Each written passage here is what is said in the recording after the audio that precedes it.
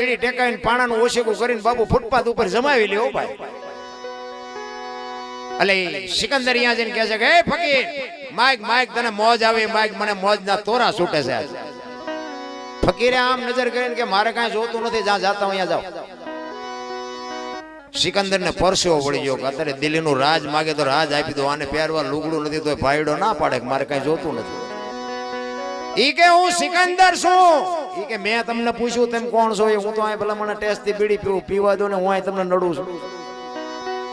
અને ભાઈ સિકંદર ને એમ થયું વાહ તારી મોજ, વાહ તારી ફકીરી, મારે મૂક્યાનો માર્ગ નથી તોય હું હળીએ સીડ્યો છું, આને કાંઈ નથી તોય કે મારે કાંઈ જોતું નથી.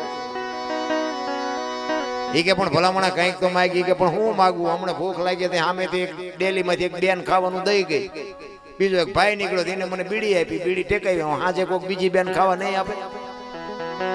કેટલો સંતોષ હશે.